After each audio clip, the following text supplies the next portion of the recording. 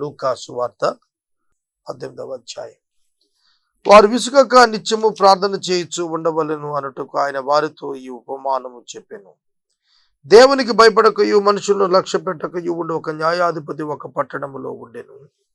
ఆ పట్టణములో ఒక విధవరాలు ఉండెను.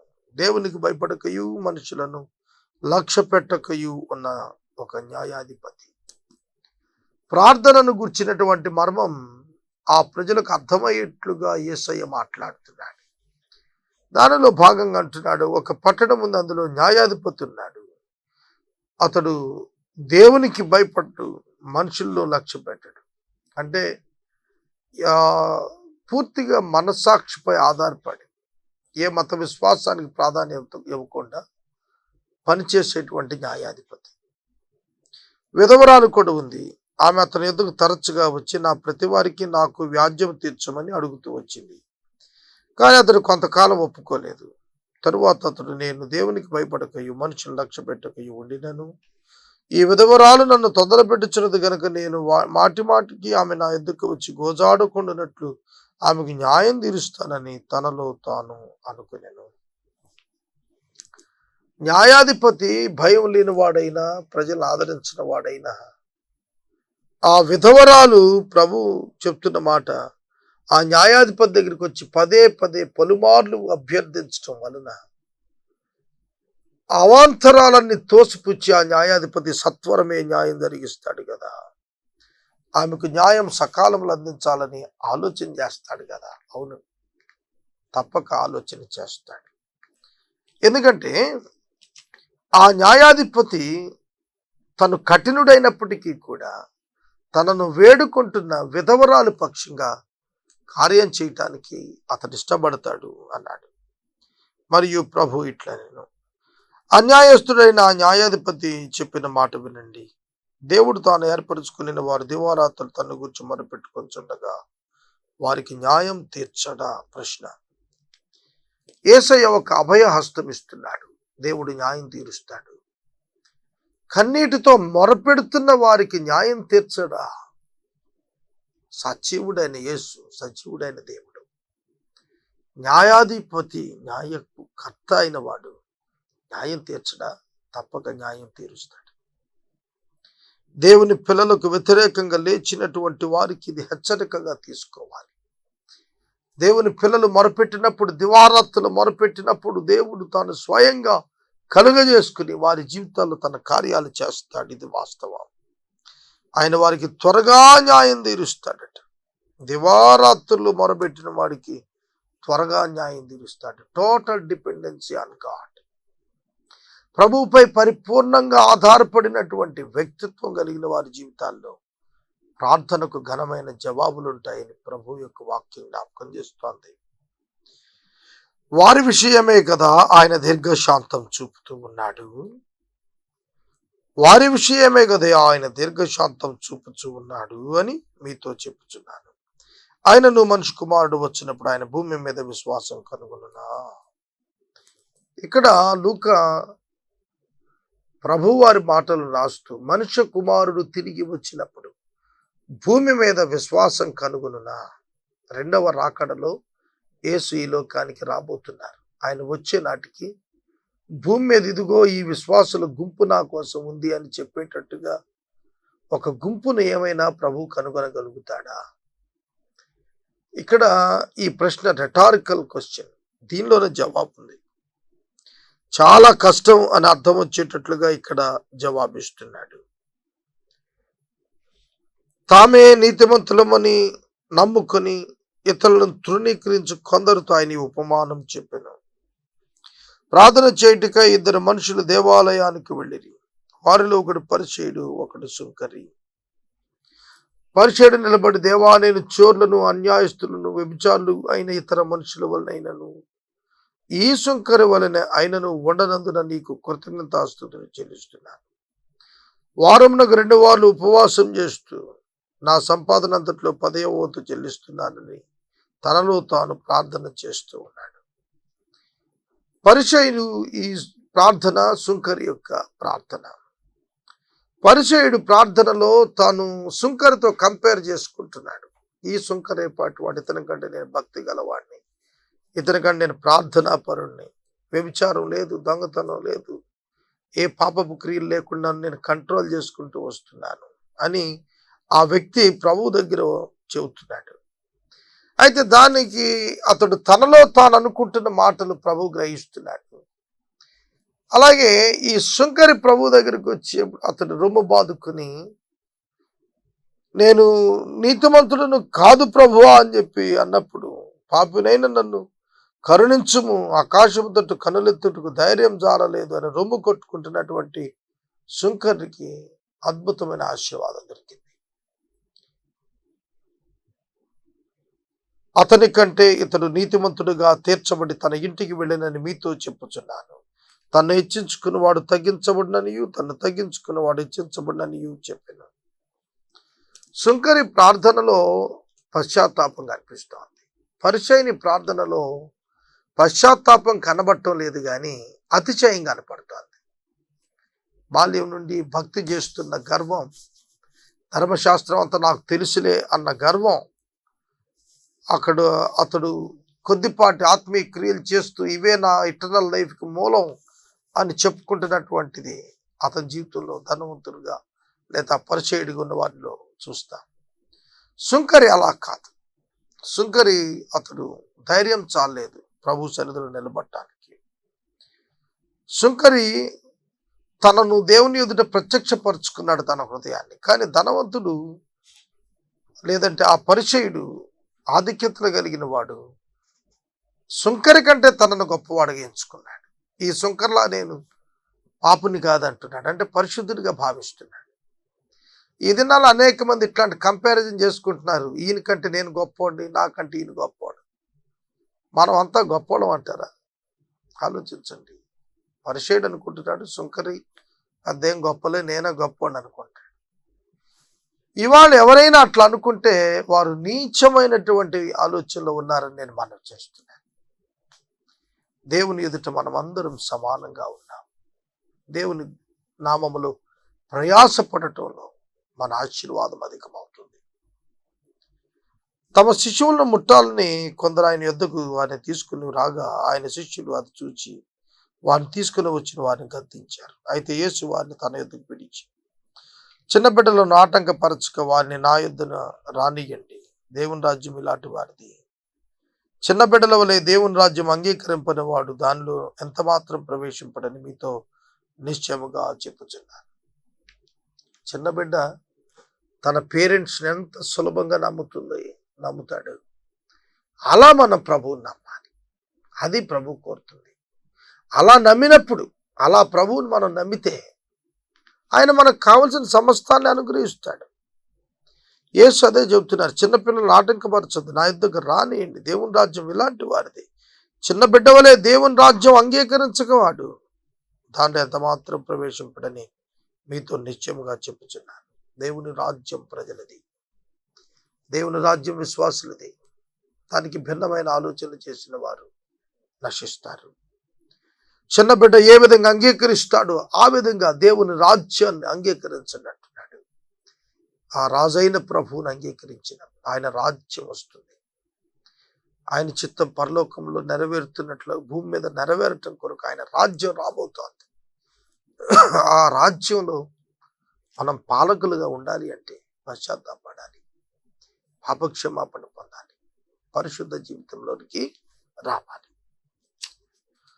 18వ వచనం, ఒక అధికారి ఆయన చూచి, సద్బోధకుడా, నిత్య జీవమునకు వారసుడు నేనేమి చేయాలని అతన్ని అడిగాను. అందుకు యేసు, నేను సత్పురుషుడిని ఎలా చెప్పుచున్నావు? దేవుడు ఒక్కడే తప్ప మరి ఎవడును సత్పురుషుడు కాడు. ఈ అధికారిని గురించి మార్క్సు 10:17 వచనంలో కూడా మనం ధ్యానం చేశాం. అతడు అడుగుతున్నటువంటి మాట ఏంటంటే, సద్బోధకుడా అని పిలుస్తున్నాడు. మంచి పిలుపు, మంచి సంబోధన, మంచి వ్యక్తి దగ్గరికి వచ్చాడు, మంచి సంబోధన చేస్తున్నాడు, అన్ని మంచిగా చెప్పుకుంటున్నాడు. అయితే ప్రభు అతనికి చెబుతుంది, సత్పురుషుడని నీవు నన్ను ఎలా చెప్తున్నావు? దేవుడు అక్కడే సత్పురుషుడు. ఈ మాట తీసుకొని కొందరు క్రైస్తవేతర సోదరులు, యేసు దేవుడు కాదు, తానే స్వయంగా దేవుడే పరిశుద్ధుడు తప్ప నేను కాదు అన్నాడు కనుక సత్పురుషుడని నన్ను గురించి అలా చెబుతున్నావు అని అన్నాడు. కాబట్టి యేసు దేవుడు కాదు అనేవాళ్ళు చాలా మంది ఉన్నారు. దీని అర్థం అది కాదు. యేసు దేవుడు అని చెప్పడానికే, సత్పురుషుడు ప్రభువు ఆయనే, ఇంకెవరికి ఆ టైటిల్ చెందదు. సత్శీలుడు, సత్పురుషుడు అనే పదాలు మనుషులకు చెబుతాం కానీ మనం, అది ప్రభువుకే సరిపోయేటువంటి పదాలు. ఆజ్ఞలు చెబుతున్నాడు, వ్యభిచరించవద్దు, నరహత్య చేయవద్దు, దొంగిలవద్దు, అబద్ధ సాక్ష్యం పలకొద్దు, నీ తల్లిదండ్రులను సన్మానించము అను ఆజ్ఞలను ఎరుగుదు కదా అని అతనితో చెప్పారు. అందుకు అతడు బాల్యము నుండి వీటన్నిటిని అనుసరించుచునే ఉన్నాను అని. యేసు విని, నీకింకా ఒకటి కొదువుగా ఉన్నది, నీకు కలిగినవన్నీ అమ్మి బేదలకిమ్ము, అప్పుడు పరలోకమందు నీకు ధనం కలుగును, నీవు వచ్చి నన్ను వెంబడించమని అతనితో చెప్పాను. అతడు మిక్కిలి ధనవంతుడు కనుక ఆ మాటలు విని మిక్కిలి వ్యసనపడగా, యేసు అతనిని చూచి, ఆసక్తి గలవారు దేవుని రాజ్యంలో ప్రవేశించుట, ఆస్తి గలవారు దేవుని రాజ్యంలో ప్రవేశించుట ఎంతో దుర్లభం. ధనవంతుడు దేవుని రాజ్యంలో ప్రవేశించుట కంటే సూది బజ్జములో ఒంటె దూరట సులభం అని చెప్పాను. ఇది వినిన వారు, అలాగే దేవుడు రక్షణ పొందగలడని అడుగ్గా, ఆయన మనుషులకు అసాధ్యములైనవి దేవునికి సాధ్యములు అని చెప్పాను. ఇక్కడ ప్రజలు, శిష్యులకు అనుమానం వచ్చింది. ఆస్తి గల వారు దేవుని రాజ్యంలో ప్రవేశించడం దుర్లభం అనగానే, అలా అయితే ఇంకెవడు ప్రవేశిస్తాడు? కానీ ప్రభువు చెబుతున్నాడు, ప్రభువుకి సమస్తం సాధ్యం. ఇక్కడ ఆస్తి గలవారు అంటే అర్థం ఏంటంటే, దేవుని కొరకు కాక తమ సొంతానికి, తమ వినియోగార్థం, దేవునిపై ఆధారపడకుండా డబ్బుపై ఆధారపడే జీవితాలను ఉద్దేశించి చెప్పాడు ఈ మాటలు. 28వ వచనం, పేతురు, ఇదిగో ఇవి మాకు కలిగినవి మేము విడిచిపెట్టి నేను వెంబడించితిమి అని చెప్పగా, ఆయన దేవుని రాజ్యం నిమిత్తం ఆ ఇంటినైనను, భార్యనైనను, తమ్ముడినైనను, అన్నదమ్ములనైనను, తల్లిదండ్రులైనను, పిల్లలనైనను విడిచిపెట్టిన వాడు ఇక ముందు చాలా రెట్లును పరమందు నిత్య జీవమును పొందకపోడు అని నిశ్చయముగా మీతో చెప్పుచున్నానని వారితో అనెను. ఇక్కడ పేతురు మాటలు స్పష్టంగా ఉన్నాయి. ఏమిటంటే, నిన్ను వెంబడించాం, మాకేం దొరుకుతుంది? నిత్య జీవం దొరుకుతుంది, భూమి మీద 100 రెట్లు ఆశీర్వాదం కూడా దొరుకుతుంది. దేవుని సేవ ఎంత గొప్పది, ప్రభువును వెంబడించడం ఎంత ఉన్నతమైంది. ఆయన్ని వెంబడిస్తున్నటువంటి వారి జీవితాల్లో అద్భుతమైన కృపను ఇవ్వటం దేవునికి సాధ్యం. ఆయన దేవుని రాజ్యం నిమిత్తం ఎవరైతే భార్యను, బిడ్డలను, తల్లిదండ్రులను అందరిని విడిచిపెట్టి దేవుని సేవలు సాగారు, ప్రయారిటీస్లో ప్రథమ స్థానం దేవునికి ఇచ్చారు, వారు అధికమైన ఆశీర్వాదం పొందుతారు, నిశ్చయంగా నిత్యజీవం పొందుతారని వారిని గురించి ప్రభు సాక్ష్యం ఇస్తున్నాడు. 31వ వచనం నుండి 34వ వచనం వరకు ఉన్న వాక్యం చదువుతాను, చూడండి. ఆయన తన 12 మంది శిష్యులను పిలిచి, ఇదిగో యెరూషలేమునకు వెళ్ళుచు ఉన్నాము, మనిషి కుమారుని గూర్చిన ప్రవక్తల చేత వ్రాయబడిన మాటలన్నీ నెరవేర్చబడును, ఆయన అన్యజనులకు అప్పగించబడును, వారు ఆయన అపహసిస్తారు, అవమానపరుస్తారు, ఆయన మీద భూమి వేసి ఆయనను కొరడాలతో కొట్టి చంపేస్తారు, 3వ దినమున ఆయన మరలా లేచునని చెప్పాను. వారు ఈ మాటలలో ఒక్కటైనను గ్రహింపలేదు. ఈ సంగతి వారికి మరుగు చేయబడిన గనుక ఆయన చెప్పిన సంగతులు వారికి బోధపడలేదు. ఈ పదాలు చాలా లోతైన పదాలు. ఇందులో ఒక్కొక్క మాట వెనక డివైన్ ఇటర్నల్ ప్లాన్ ఉంది. ప్రభువు చెబుతున్న మాట, 12 మందిని పిలిచి అంటున్నాడు, యెరూషలేముకు వెళ్తున్నాము. దీనిలో విచిత్రం ఏముంది? ప్రతి పర్యాయం వెళ్తున్నారు. అది ఆఖరి ఆదివారం, ఆఖరి వారంగా చెప్పుకునే హోలీ వీక్గా మనం ఆచరిస్తూ ఉంటాం, చూచారు, పరిశుద్ధ వారంగా అటువంటిది అనమాట. ఇంకా కొద్ది దినాలు యేసు ప్రభు వారి శిలువపై మరణించబోయే పరిస్థితుల మధ్య శిష్యులకు చెప్పేస్తున్నాడు ఆయన, మనం యెరూషలేముకి వెళ్తున్నాం. యెరూషలేములో ఏమవుతుందో తెలుసా? మనిషి కుమారుని గురించి ప్రవక్తలు వ్రాసిన మాటలన్నీ నెరవేరిపోతాయి. అంటే యేసుక్రీస్తు ప్రభువు వారి యొక్క మొదటి రాకడలో నరావతారిగా ఆయన దిగి వచ్చి ఆయన రక్షణ సువార్త కొరకు కావలసినటువంటి ఏర్పాటు సిలువలో చేయటాన్ని గురించి మనుషుల రక్షణకు కావలసినటువంటి వెలను చెల్లించటం విషయంలో సమస్తమైనటువంటి పాత నిబంధన లేఖనాలు, ప్రవచనాలు నెరవేరబోతున్నాయి. ఎక్కడున్నాయి పాత నిబంధనలు? జకరియా గ్రంథంలో మనం 14 వచ్చినప్పుడు, సియోను కుమార్తె ఉల్లసించుము, యెరూషలేము నివాసులారు సంతోషించండి, మిమ్మల్ని ఏలబోయేవాడు వచ్చేస్తున్నాడు, గాడిదపై, కంచర గాడిదపై కోస్తున్నాడు అని ప్రకటన చేసిన ప్రవచనం మొదలుకొని అట్లాంటి వాటితో సహా కీర్తనల గ్రంథం 22వ సంకీర్తనలో చెప్పినటువంటి పలు విధములైనటువంటి శిలువ సందేశపు ప్రవచన నెరవేర్పు జరగబోతోందని ప్రభు చెప్తున్నాడు. ఆయన బందిపోటు దొంగల మధ్యన వేలాడటం, అక్రమకారులలో ఒకటిగా ఎంచబడిను అనే లేఖనం నెరవేరటం. కొరింథీయులకు పౌలు రాస్తూ 15వ అధ్యాయం అంటాడు, లేఖనముల చొప్పున ఆయన మృతి పొందాడు, లేఖనముల ప్రకారం ఆయన తిరిగి లేచాడని చెప్తున్నాడు. లేఖనాల ప్రకారం మన కొరకు మృతి పొందాడు అంటే లేఖనాలు ఏం చెప్తున్నాయంటే మనుషుల కొరకు మనుష్య కుమారునిగా దేవుని కుమారుడు మరణించాలి. అది చేయటానికి ఆయన వచ్చాడు. యెరూషలేములో అది జరగబోతోంది. ఆ ఇన్సిడెంట్ కొరకు ప్రభు సిద్ధపడుతున్నాడు, సిలువ కొరకు. అటువంటి సందర్భంలో చెబుతున్నటువంటి మాటలు ఇవి. ఏమని? మనిషి కుమారుని గురించి ప్రవక్తలు వ్రాసినవన్నీ నెరవేరిపోతాయి. ఆయన అన్యజనులకు అప్పగించబడును. ఎవరు అప్పగిస్తున్నారు? స్వజనులే అప్పగిస్తారు. అన్యజనులకు స్వజనులే అప్పగిస్తారు. పిలాతు అన్యజనాంగం. అతని యొద్దకు ప్రధాన యాజకులు తీసుకెళ్లి యేసును అప్పగించారు. వారు అపహసిస్తారు, ఉమ్మివేస్తారు, అవమానం చేస్తారు, కొరడాలతో కొడతారు, చంపేస్తారు. అయినా 3వ దినాన ఆయన లేస్తాడు. మృత్యుంజయుడు అనే మాట ఒక యేసుక్రీస్తుకే సంబంధించింది. ఎందుకంటే మరణం పొందిన తర్వాత దాన్ని జయించి లేచిన వాడు ప్రభు అయిన యేసుక్రీస్తు. ప్రభు అయిన యేసుక్రీస్తు వారిని గుర్చి, ఆయన పునరుద్ధానాన్ని గుర్చిన మాటలు శిష్యులతో చెబుతుంటే శిష్యులు వాటిని గ్రహించలేకపోతున్నారు. ఎందుకంటే ప్రభువు ఆ మాటలు వారికి మరుగు చేశాడు. ఇక్కడ రాసింది అది. ఈ సంగతులు వారికి మరుగు చేయబడ్డాయి కనుక ఆయన చెప్పిన సంగతులు వారికి అర్థం కాలేదు, బోధపడలేదు, వారు గ్రహించలేకపోయారు. యేసుక్రీస్తు ప్రభువు తన యొక్క శిలువను గుర్చి, పునరుద్ధానాన్ని గుర్చి, శ్రమలను గుర్చి, ఆధిపత్యం గుర్చి, అధికారం గుర్చి, ఆయన ఆరోహణం గురించి, రెండో రాకడం గురించి ఇవన్నీ ముందుగానే చెప్పబడ్డాయి. కానీ వాటిని గ్రహించలేకపోవట కారణం దేవుడు వాటిని వారికి మరుగు చేశాడు. యూదులకు మరుగైపోయింది. అందుకే యేసుని సిలువ వేయటానికి అప్పగించారు. ఈ మాటల్లో ఒకటైనా వాడు గ్రహించలేదట. ఆ సంగతుల్లో వారికి మరుగు చేయబడ్డాయి కాబట్టి సంగతులు వారు గ్రహించలేకపోయారు. వారికి బోధపడలేదు, వారికి అర్థం కాలేదు.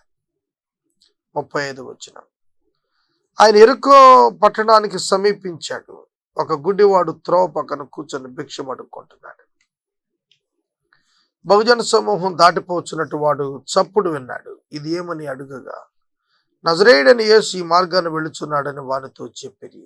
అప్పుడు వాడు, యేసు, దావీదు కుమారుడా, నన్ను కరుణించుమని కేకలు వేయగా ఊరకుండుమని ముందర నడుచుచుండిన వారు వానిని గద్దించిరి. గాని వాడు మరి ఎక్కువగా, దావీదు కుమారుడా, నన్ను కరుణించుమని కేకలు వేసెను.